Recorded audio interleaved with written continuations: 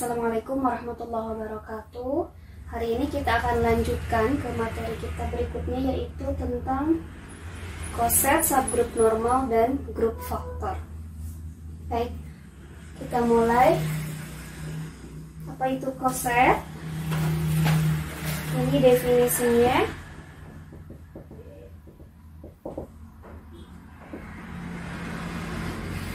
Misalkan G dengan operasi biner bintang ini membentuk grup. Kemudian ada H dengan operasi bintang juga. Dia merupakan subgrup dari grup G. Nah, untuk setiap A di G, koset kiri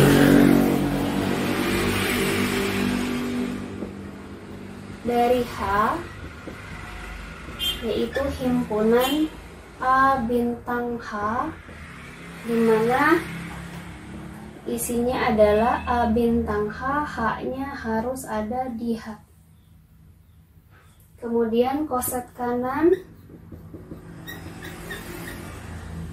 dari H juga sama, adalah sebuah himpunan, hanya posisinya seperti ini,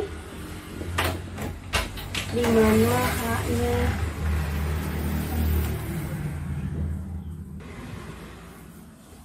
jadi koset adalah sebuah himpunan yang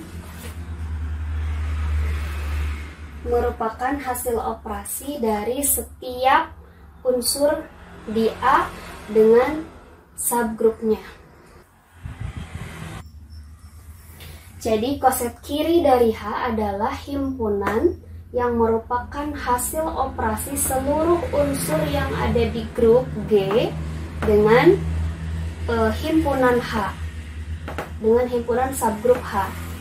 Sehingga ini merupakan suatu himpunan juga, yaitu hasil operasi dari A dan semua unsur yang ada di subgrup. Nah, hanya posisinya sebelah kiri si unsur yang ada di grupnya. Sedangkan koset kanan dari H masih mirip, hanya posisinya unsur grupnya ada di sebelah kanan subgrup H.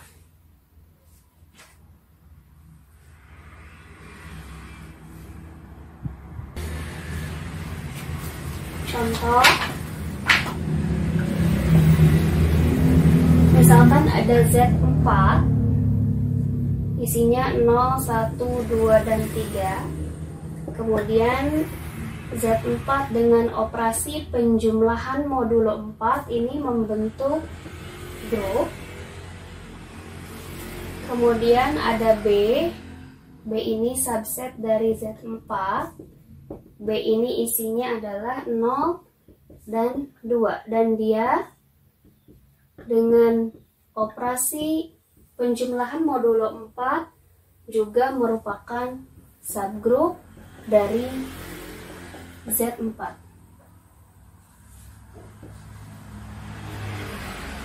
Nah, pertanyaannya, tentukan koset kanan dan kirinya.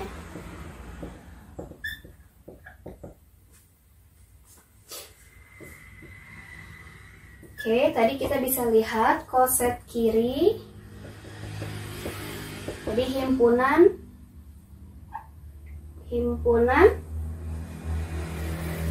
dari A bintang H, itu ya, isinya adalah seluruh unsur di H yang dioperasikan dengan A, di mana H-nya ada di H. Kemudian koset kanan juga mirip, hanya posisinya H dulu baru unsur grupnya. Unsur subgrup dulu baru unsur grupnya, dan dioperasikan. Nah, berarti kalau melihat definisi ini, kita akan kerjakan koset kirinya. Koset kiri berarti A dengan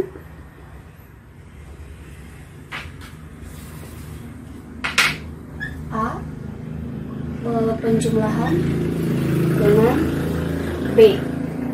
Nah, ini berlaku untuk setiap A-nya di Z4. Nah, karena Z4 ada 0, 1, 2, 3, berarti masing-masing unsur untuk mencari koset kirinya.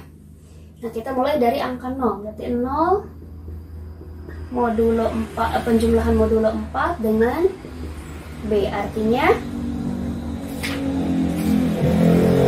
isinya adalah 0 yang dijumlahkan dengan anggota B. Anggota B itu adalah 0 dan 2. Berarti ini penjumlahannya penjumlahan modulo 4 ya. Jadi 0 yang dijumlahkan modulo 4 dengan subgrup B. Berarti 0 dijumlahkan dengan seluruh unsur yang ada di subgrup B. Penjumlahannya penjumlahan modulo 4. Nah, semua unsur yang ada di subgrup B itu adalah 0 dan 2. Sehingga kita akan jumlahkan satu-satu. Artinya kita punya 2. 0 jumlah modulo 4 dengan 0 dan 0 jumlah modulo 4 dengan 2. 0 tambah 0 modulo 4 hasilnya 0. Kemudian 0 tambah 2 modulo 4 hasilnya 2. Jadi 0 yang dijumlahkan modulo 4 dengan B hasilnya B lagi. Atau 0, 2 lagi.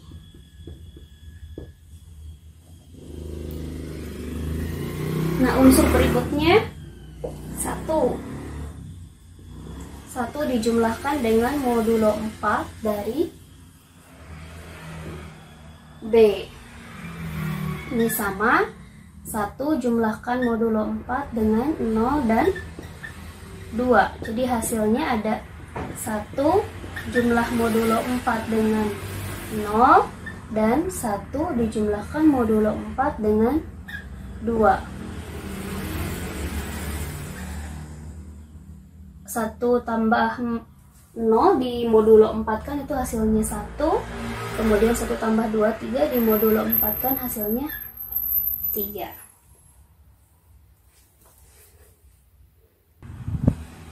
Berikutnya adalah 2. 2 jumlahkan modulo 4 dengan B. Itu 2 dijumlahkan modulo 4 dengan 0 dan 2. Artinya kita operasikan 2 dengan 0 dan 2 dengan 2. Dan ini hasilnya adalah 2 dan 2 tambah 2, 4. 4 modulo 4 berarti 0. Sama dengan B lagi. Berikutnya adalah yang terakhir 3. Berarti 3 jumlahkan modulo 4 dengan 0, 2. Ini artinya 3 dijumlahkan modulo 4 dengan 0 dan 3 dijumlahkan modulo 4 dengan 2. Ini hasilnya 3 dan 1 atau 1 dan 3. Nah, sehingga kita peroleh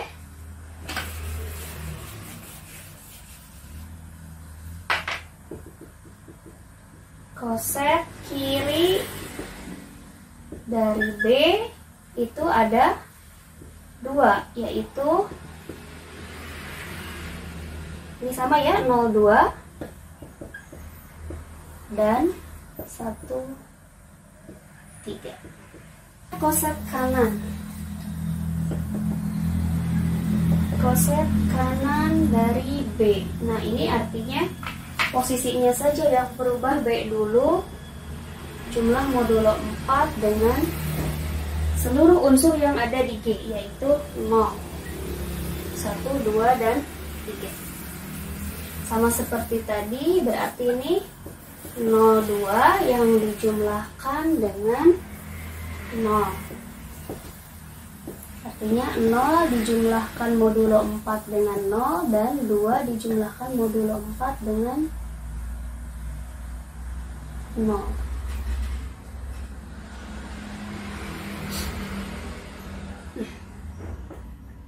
Ya, hasilnya adalah 0 dan 2. Kemudian B dengan operasi penjumlahan modulo 4 terhadap 1. Ini masih tetap 02. Ini penjumlahan modulo 4-nya dengan 1. Berarti 0 jumlah modulo 4 dengan 1 dan 2 jumlah modulo 4 dengan 1. Jadi hasilnya adalah 1, 3. Kemudian B dengan 2. Ini sama caranya. Berarti 0 dijumlahkan modulo 4 dengan 2 dan 2 dijumlahkan modulo 4 dengan 2. Hasilnya adalah 2 dan 0. Kemudian yang terakhir dengan angka 3, jumlahkan modulo 4 dengan 3, berarti 0 jumlah modulo 4 dengan 3 dan 0 jumlah modulo 4 dengan dan 2 ya. 2 jumlah modulo 4 dengan 3. Ini hasilnya adalah 3 dan 1. Nah, penulisan himpunan 1, 3 ini berarti sama dengan 31, 02 sama dengan 20. Sehingga koset kanan B ada 2 juga, yaitu 0, 2, dan 1, 3. Berikutnya adalah subgrup normal.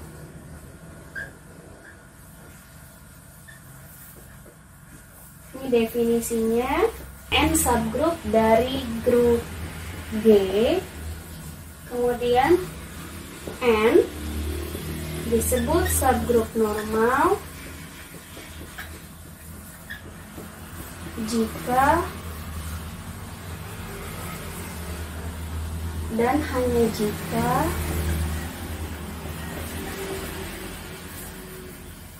setiap koset kiri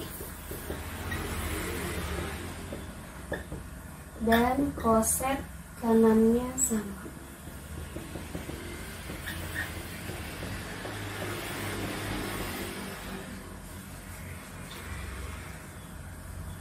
Yaitu setiap G di G, Gn sama dengan NB. Nah, simbol subgrup normal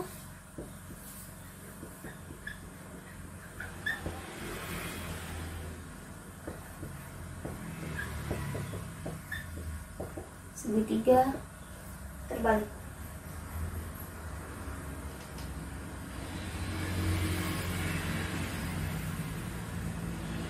Nah, kemudian definisi yang kedua, jika B grup abelian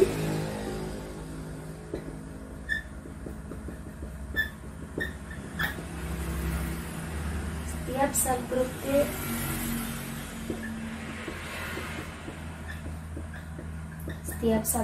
G pasti normal.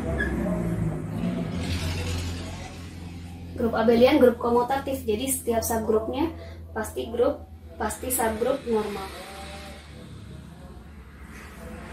Jadi subgrup normal itu adalah subgrup yang setiap koset kiri dan koset kanannya sama. Jadi harus dibuktikan bahwa koset kirinya dan koset kanannya sama. Contoh,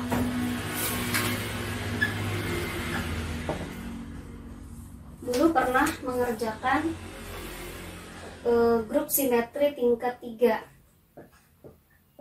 Isinya adalah sigma 1, sigma 2, sigma 3, sigma 4, sigma 5, sigma 6. Dan ini merupakan grup dengan operasi komposisi. Ini grupnya grup permutasi tingkat 3, di mana si V1 nya adalah 1 2 3 1 2 3, V2 nya 1 2 3 1 3 2, V3 nya 1 2 3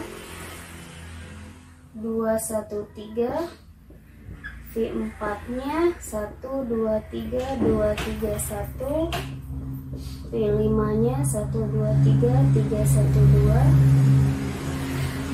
2, dan V6 nya 1 2 3 3 2 1. Nah, ini dulu pernah dibuktikan menggunakan tabel Cayley.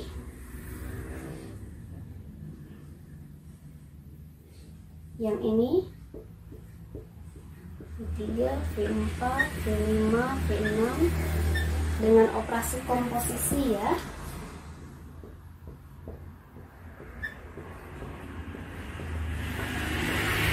Ini merupakan grup.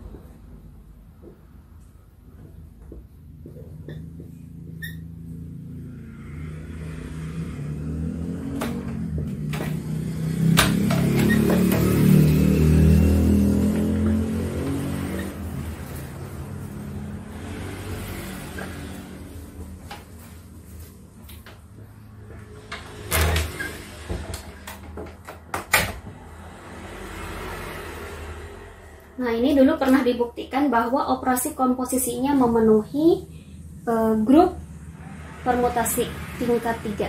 Seperti ini hasil komposisinya. Nah, kemudian dari hasil ini diketahui N-nya, yaitu isinya 1, 4, dan 5.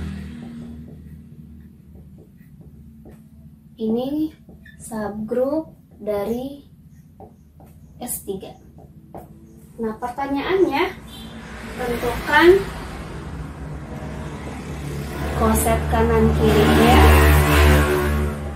Tentukan koset kanan dan kiri dari N. Kemudian yang kedua, tunjukkan apakah N subgrup normal dari S3.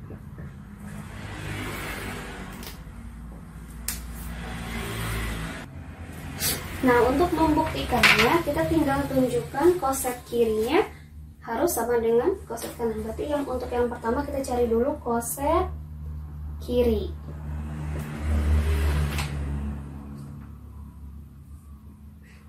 Berarti kita cari V1 komposisi N,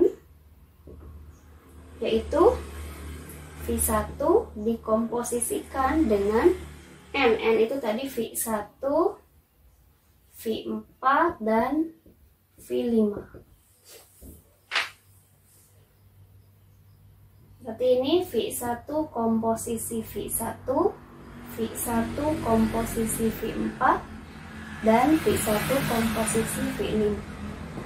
Nah, kita tinggal lihat hasil di tabelnya. V1 hasilnya V1, kemudian V1 V4 hasilnya V4, kemudian V1 V5 hasilnya V5.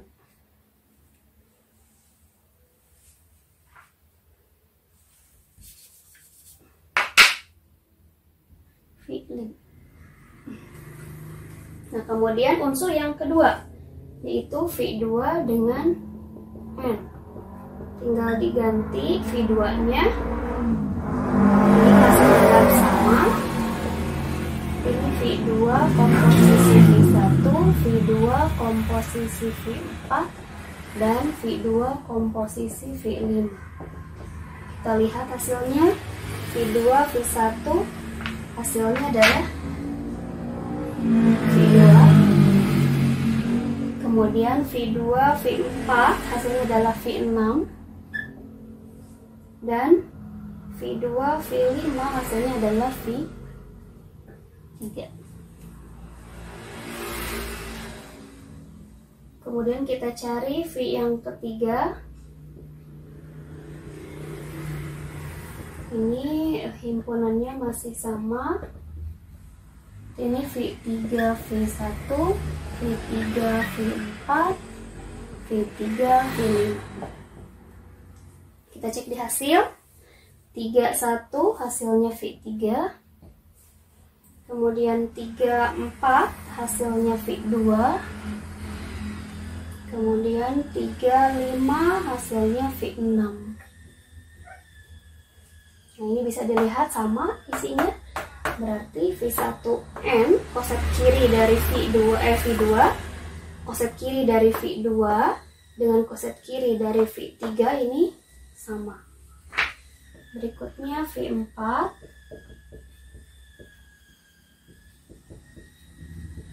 Ini masih sama caranya.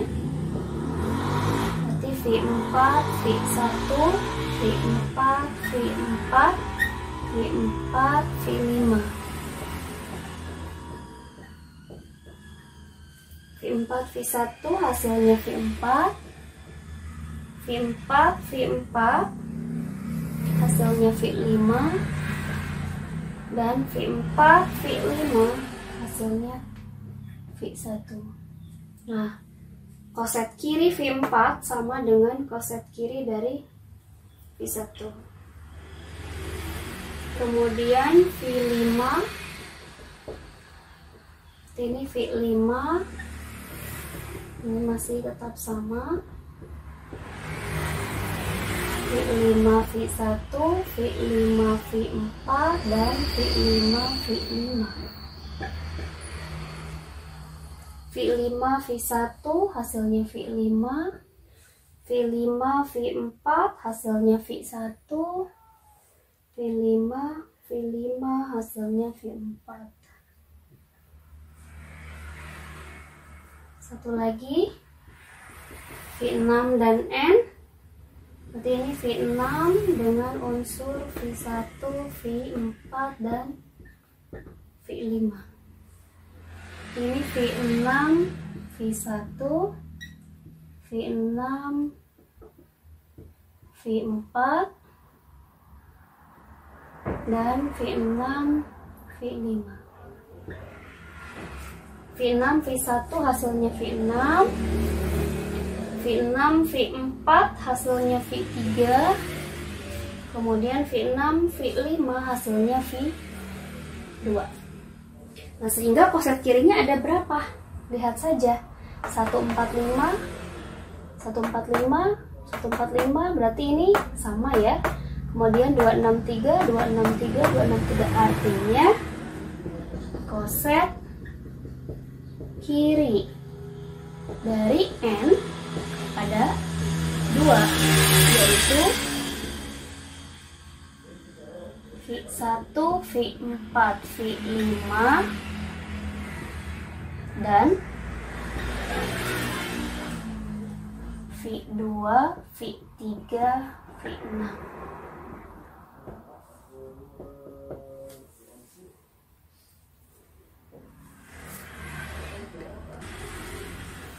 Oke, berikutnya koset kanan.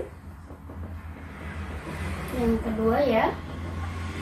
Koset kanannya ini sama, hanya posisinya N-nya dulu. Jadi N komposisi V1, artinya V1, V4 dan V5 dikomposisikan dengan V1.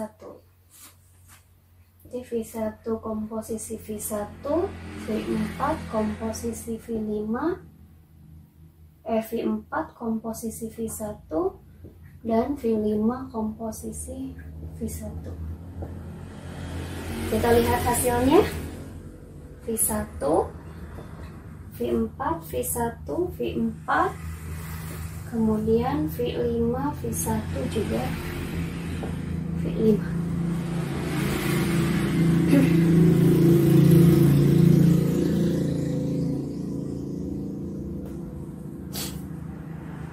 Kemudian N yang kedua yaitu koset kanan yang kedua yaitu N dengan V2. V1, V4, V5 ini komposisi V2. Ini V1 komposisi V1,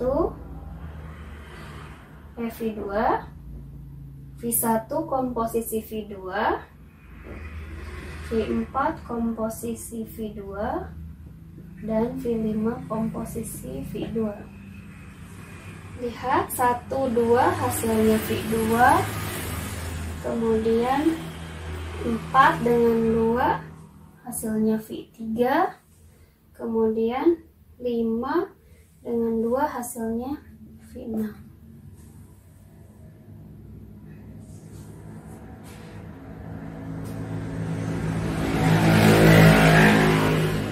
Kemudian yang ketiga masih sama caranya, komposisikan dengan V3. Jadi ini V1 komposisi V3, V4 komposisi V3, dan V5 komposisi V3.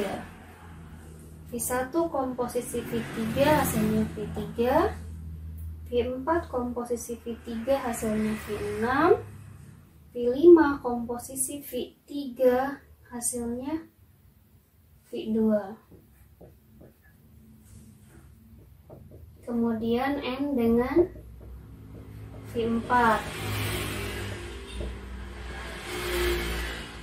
Ini juga sama.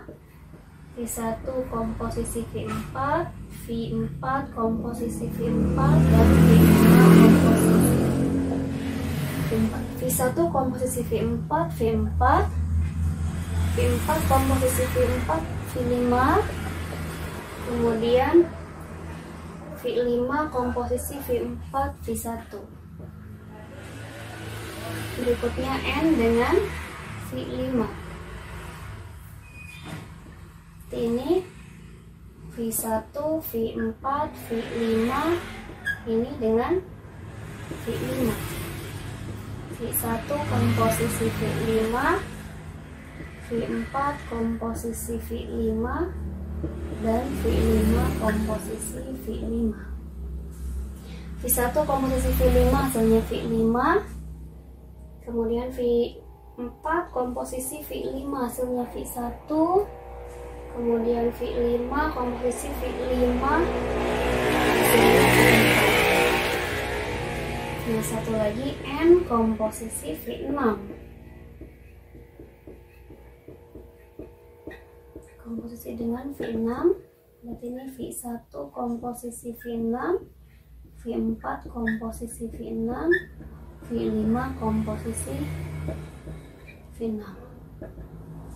V1 komposisi V6, V6, V4 komposisi V6, V2, kemudian V5 komposisi V6, V3.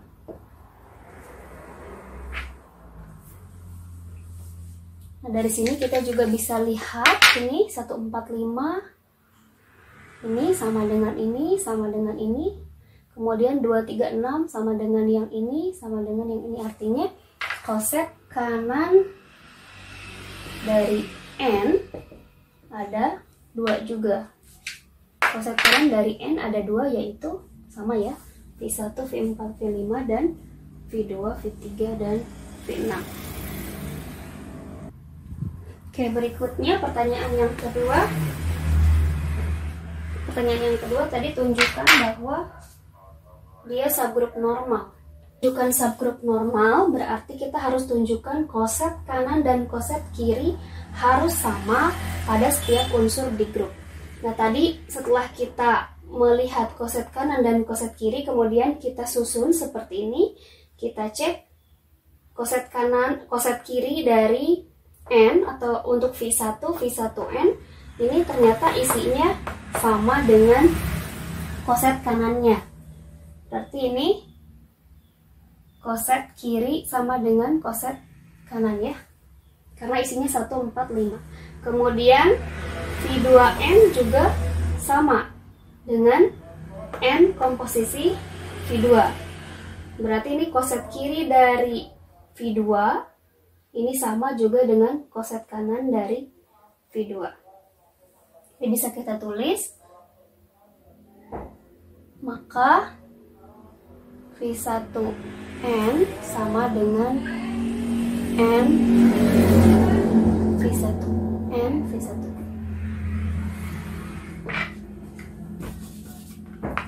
Nah, maka bisa kita tulis ini V1 komposisi N ini sama dengan N komposisi V1. Maksudnya koset kiri dari V1 pada subgrup N ini sama dengan koset kanan dari V1 pada subgrup N. Berlaku untuk semuanya. Ini sama 263, 236, ini 326.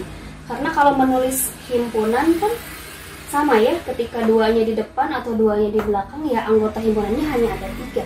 Jadi dikatakan sama. Nah, kesimpulannya karena koset kiri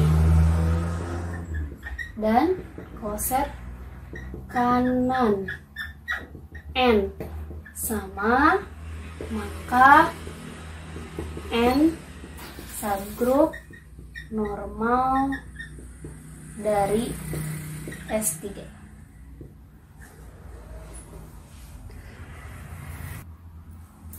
Nah, tadi kita sudah membuktikan subgrup normal untuk grup yang isinya atau anggotanya berhingga bisa dihitung.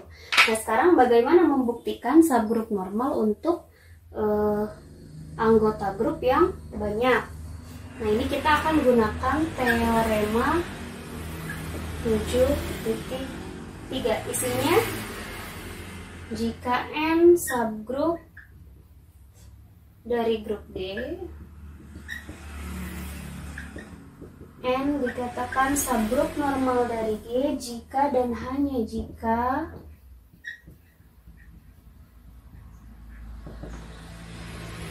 setiap G di grupnya dan setiap N di subgrupnya harus berlaku GN, G inverse harus ada di grup.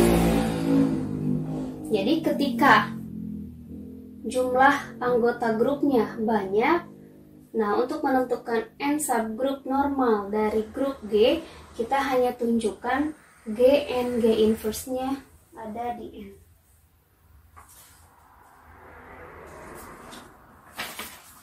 Contoh ya, misalkan G-nya suatu grup. Kemudian ada ZG, isinya adalah seluruh X yang ada di grup, di mana syaratnya dia komutatif dengan seluruh unsur di grup. Nah, tunjukkan ZG ini subgrup normal dari grup G.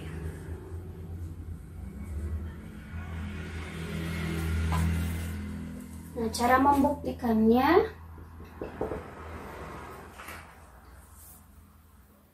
kita hanya tinggal mengambil unsur sembarang ya, ini ya, setiap G di grup berarti ambil sembarang G di grup. Kemudian ini setiap N di M. Nah, M-nya di sini ZG. Berarti kita ambil juga sembarang sebuah unsur, misalnya N di ZG, di subgrupnya, Nah, ZG itu kita bongkar dulu. Artinya, lihat ketika N ada di ZG berarti N-nya di grup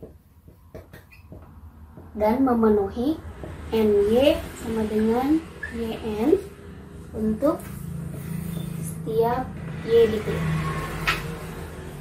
Nah, sekarang kita akan tunjukkan, cukup menunjukkan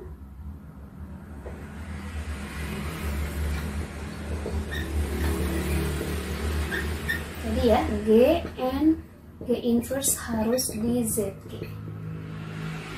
Ini yang harus kita tunjukkan. Nah, ketika GN G inverse harus di ZG, artinya apa yang harus kita tunjukkan? Harus ditunjukkan bahwa, lihat definisi ZG.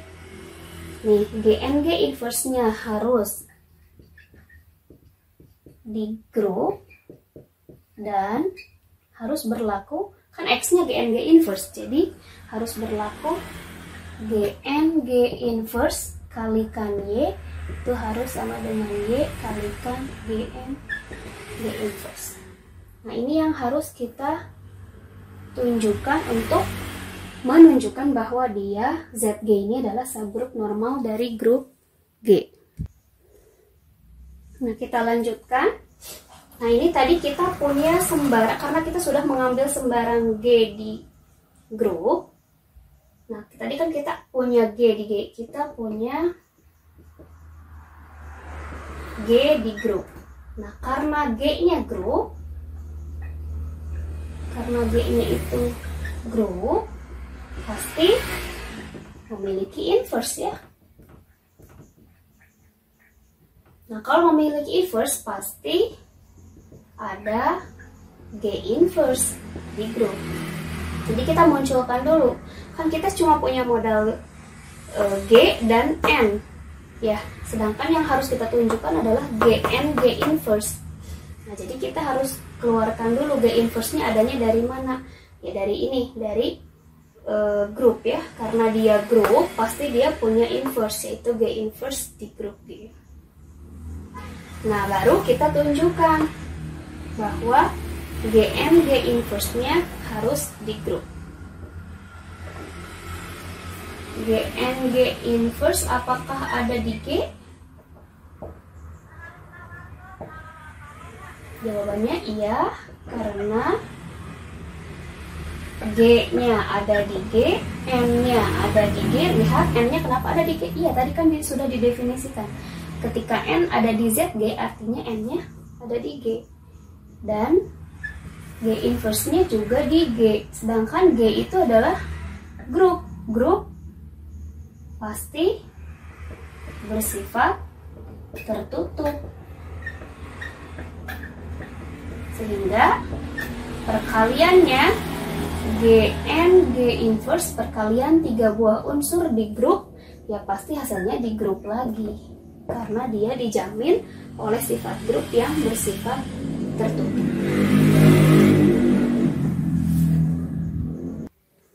Nah, bukti yang pertama tadi sudah ya, GN G inverse harus di G.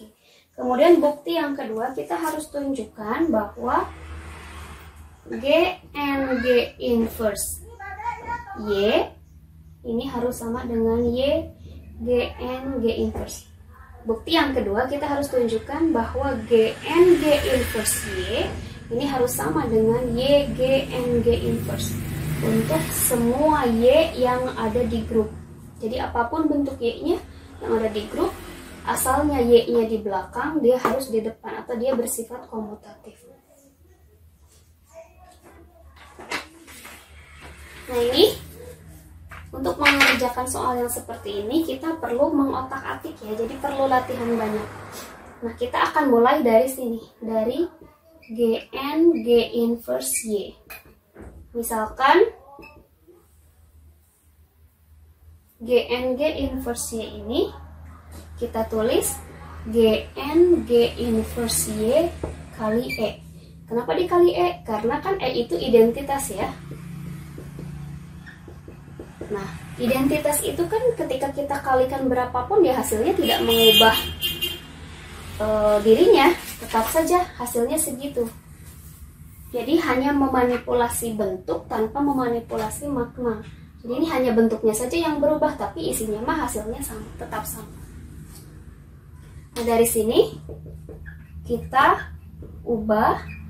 Nah, E itu adalah identitas. Identitas itu tidak lain dari perkalian sebuah unsur dengan inverse-nya.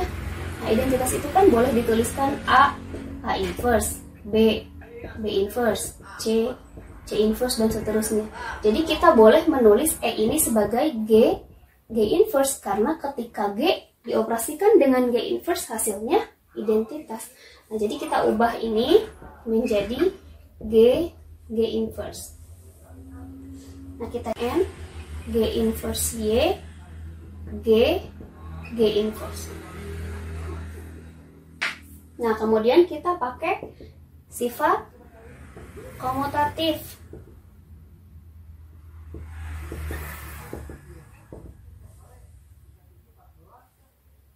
Komutatif ya. Kenapa komutatif? Tadi ingat di definisi ZG. ZG itu tadi ketika N ada di ZG, artinya N-nya di G dan NY sama dengan YN untuk setiap Y ada di G. Jadi berapapun Y-nya yang ada di grup, siapapun Y-nya, asal dia anggota grup, pasti si N ini bersifat komutatif. Nah, G inverse ini kan adanya di G, berarti boleh ini kita komutatifkan. Jadi G inverse N Y G inverse, atau ini jadi E N Y G inverse. Nah, selanjutnya bentuk ini jadi E dikalikan N kan dirinya sendiri, berarti N Y G inverse. Ya, ini hasilnya jadi N Y G inverse. Nah, kita gunakan sifat asosiatif ya, kita kelompokkan karena hasilnya, karena dia grup pasti dia samakan hasilnya.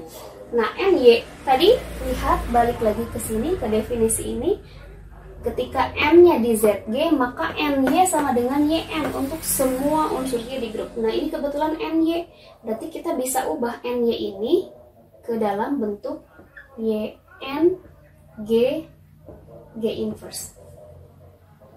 Ya, berikutnya, nah ini Y kita kasih asosiatif lagi, sifat asosiatif ya. Dan tadi yang kalau yang ini komutatif ya.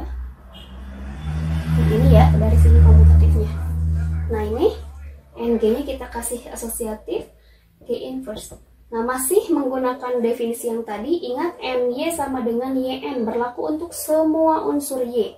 G itu kan di grup juga, berarti si G ini bisa diubah juga. Jadi ini bisa mengubah penulisannya, bisa diubah menjadi Y G N G inverse. Ini dari definisi ZG. Sekedar terbukti tadi asalnya G N G inverse Y-nya jadi ke depan Y G N G inverse. Nah, maka dapat disimpulkan bahwa ZG subgrup normal dari grup G terbukti.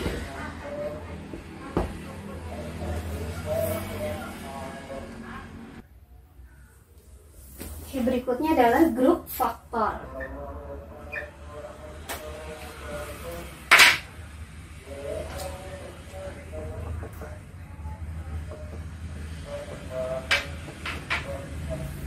Ini definisinya.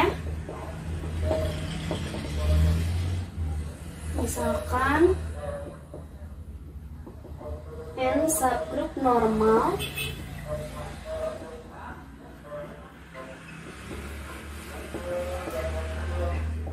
dari grup G, kemudian dibentuk G per N Ini isinya semua koset kanan.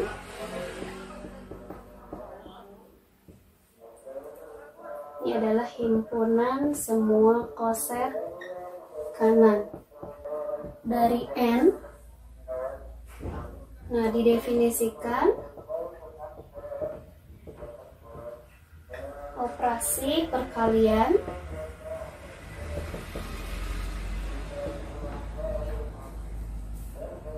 pada Gn,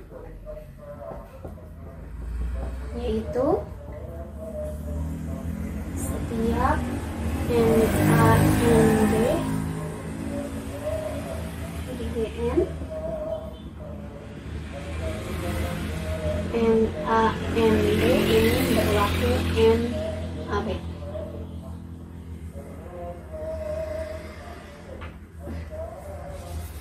Ini berlaku NAB.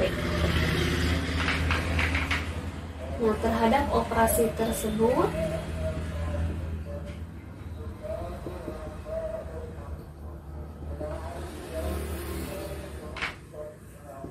G per N membentuk grup yang disebut grup faktor. Jadi grup faktor itu adalah grup yang dibentuk dari himpunan semua koset kanan dengan operasinya perkalian yang seperti ini. Ya, nah himpunan semua koset kanan berarti harus dari subgrup normal. Oke, contohnya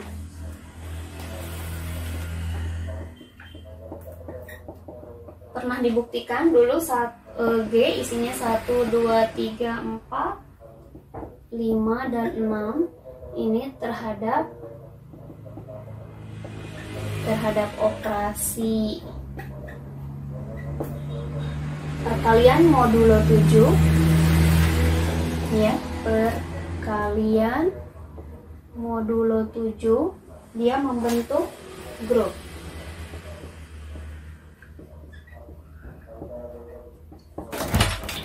Selanjutnya ada H. H ini isinya 1 dan 6, dan ini merupakan subgrup dari G.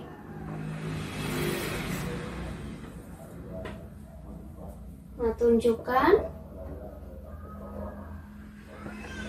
bahwa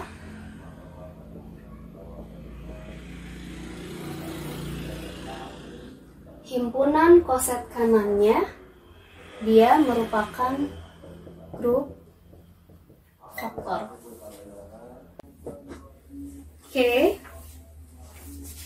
Nah, untuk menunjukkan bahwa himpunan koset kanan itu grup faktor, berarti kita cari dulu himpunan dari koset kanannya. Jadi kita akan mencari dulu H1, H2, H3, H4, H5, dan H6. Ini operasinya perkalian modulo 7.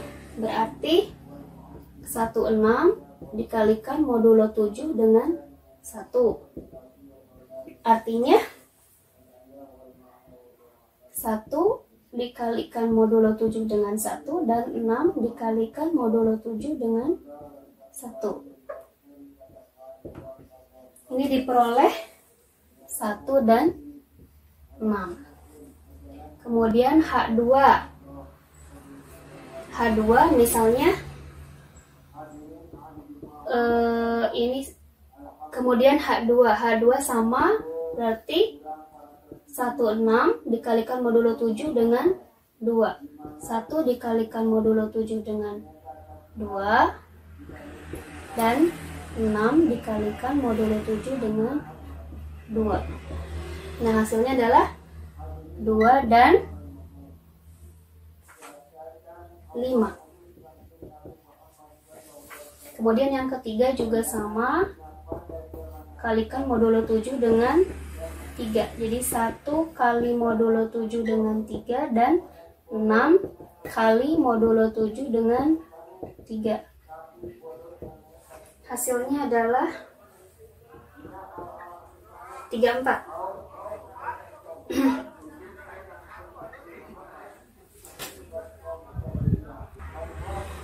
Kemudian H4 juga sama, berarti 16 dikalikan modulo 7 dengan 4.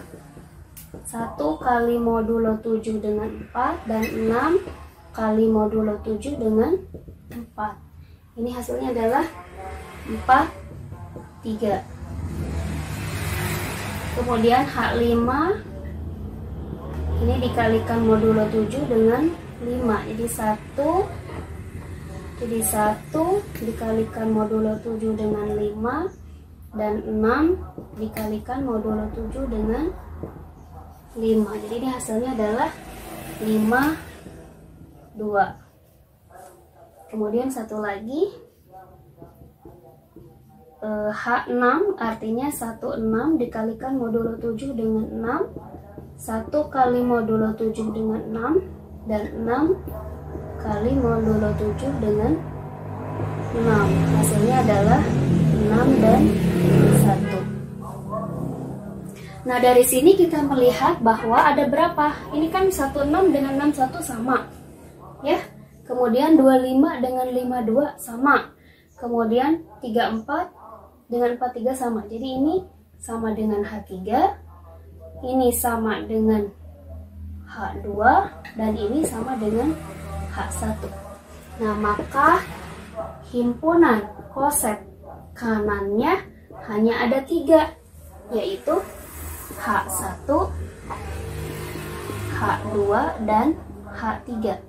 Atau kita tulis isinya 16, H1 itu 16, 25, dan 34.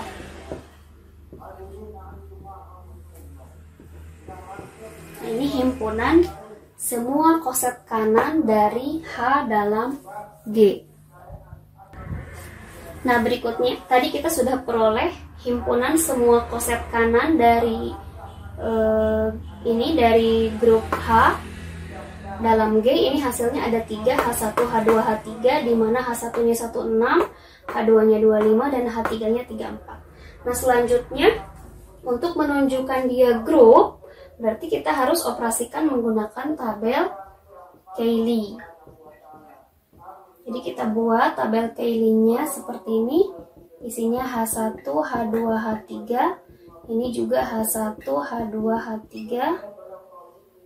Operasinya tadi perkalian modulo 7. Nah, cara mengoperasikannya sama. Misal kita beri contoh H1, H1 ya.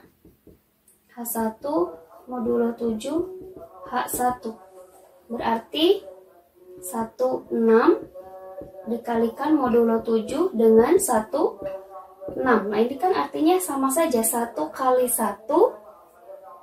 Jadi ada 4 kemungkinan ya. 1 modulo 7 kali modulo 7 dengan 1. 1 kali modulo 7 dengan 6. Kemudian 6 kali modulo 7 dengan 1 dan 6 kali modulo 7 dengan 6. Yang diperoleh 1 modulo 7 dengan 6 hasilnya 6. Kemudian 6 kali 1 modulo 7 hasilnya tetap 6. 6 kali 6 36 modulo 7 hasilnya 1. Jadi isinya hanya 16. 16 itu apa? Yaitu H1. Seperti itu. Kemudian H1, H2.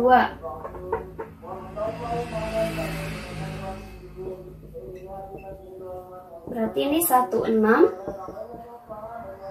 dikalikan modulo 7 dengan 2 dan 5.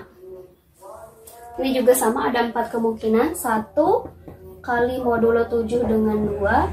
1 kali modulo 7 dengan 5.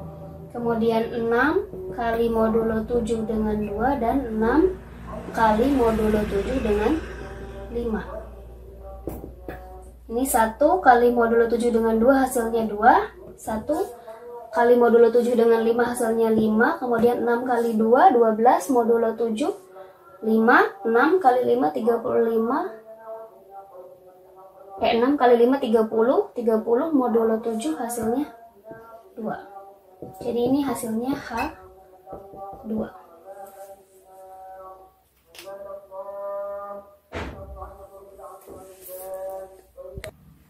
Nah, begitupun dengan cara yang sama kita peroleh H1 kali modulo 7 H3 pasti hasilnya H3. Kemudian H2 kali modulo 7 H1 hasilnya H2. H3 kali modulo H1 hasilnya juga H3. Nah, sekarang yang akan kita cek adalah operasi yang lain. Misalnya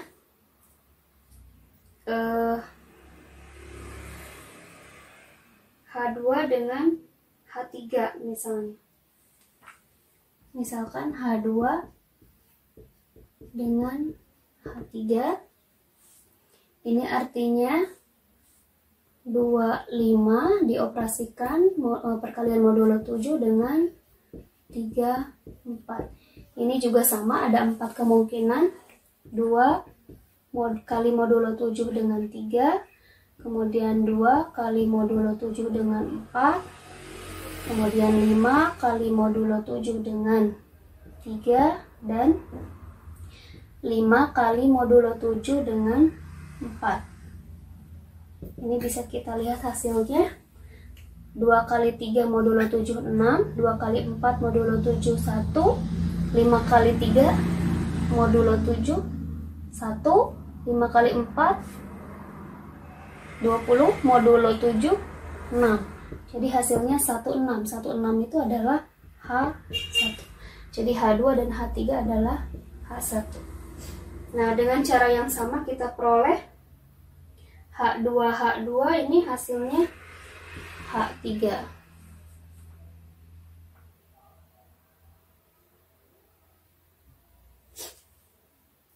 Kemudian ini H1 dan H2. Bisa kita buktikan misalnya H3 dengan H3.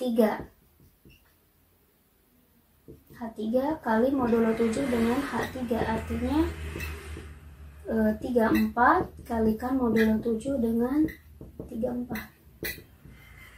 Sama, ada 4 kemungkinan. 3 kali modulo 7 3. 3 kali modulo 7 4. 4 kali modulo 7 3 dan 4 kali modulo 7 4. Ini 9 modulo 7 2. 3 kali 4 12 modulo 7 5. 4 kali 3 12 modulo 7 5. 4 kali 4 16 modulo 7 2. Jadi hasilnya adalah H2.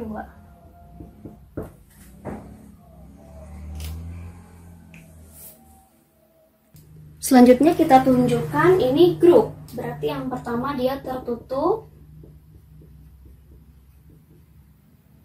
Tertutup karena seluruh hasil operasi ada di G per H ya. Dan isinya hanya H1 sampai H3, tidak ada unsur yang lain. Kemudian yang kedua asosiatif. Kita ambil 3 H1 kaliannya modulo 7 ya. H2 kita ambil sembarang. H1, H2, H3 di G per H. Kemudian kita tunjukkan H1 perkalian modulo 7 H2 perkalian modulo 7 H3 ini harus sama dengan H1 perkalian modulo 7 dari H2 dan H3 dulu yang dikalikan modulo 7. Kita lihat H1 H2 hasilnya H2. H2 dengan H3 hasilnya H1. Nah, apakah yang ini sama? Ini H1 kemudian hasil modulo 7 H2 dengan H3 ini H1. Nah, H1 dengan H1 ini H1. Jadi ini sama.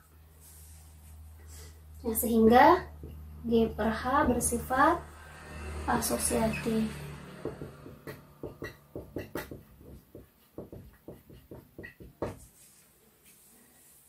Kemudian berikutnya unsur identitasnya. Identitasnya yaitu yang hasilnya dirinya sendiri. Nah, ini ada H1 ya. Ada H1 di G per H. Karena ketika semua unsur dioperasikan dengan H1, hasilnya dirinya sendiri. Kemudian yang keempatnya inverse, berarti cari yang hasilnya H1. Ini, dan ini. Jadi inverse-nya H1, inverse-nya H1, kemudian H2, inverse-nya H3, kemudian H3, inverse-nya H2. Nah, karena semua unsurnya kan hanya ada 3, kemudian semuanya memiliki inverse, maka G per H memiliki inverse. Nah, karena memenuhi keempat sifat, maka G per H merupakan grup yang disebut grup faktor. Terbukti